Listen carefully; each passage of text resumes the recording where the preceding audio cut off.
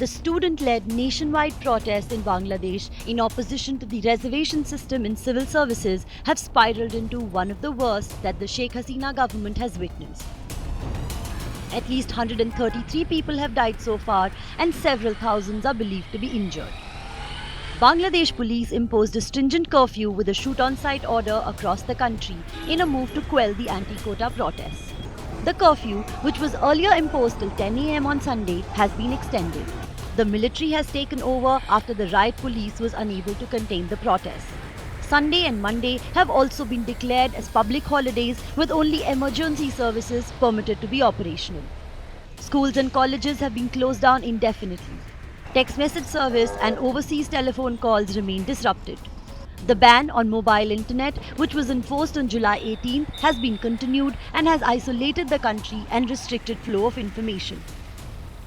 Reports suggest that despite curfew, protesters have taken to the streets in Dhaka.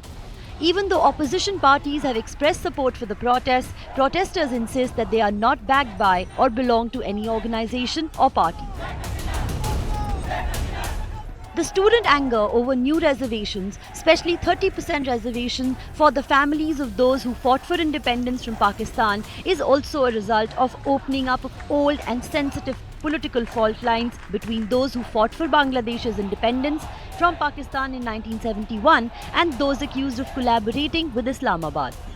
While this is a sensitive yet old theme, Sheikh Hasina's recent comment on the matter ignited the current round of violence. She had said, "Are the children and grandchildren of freedom fighters not talented? Are only the children and grandchildren of Razakars talented? Why do they have so much resentment towards freedom fighters? If the grandchildren of the freedom fighters don't get quota benefits, should the grandchildren of Razakars get the benefit?" Increasing unemployment among the youth and economic instability in Bangladesh has fueled the demonstrations and protests, which show no sign of subsiding. At the heart of the matter is also protesters' demand for merit-based employment, an abolishment of the reservations, which are seen as a political tactic as well as a form of preferential treatment for the descendants of freedom fighters. Bangladesh Supreme Court heard the matter today and directed a scaling back of the quotas.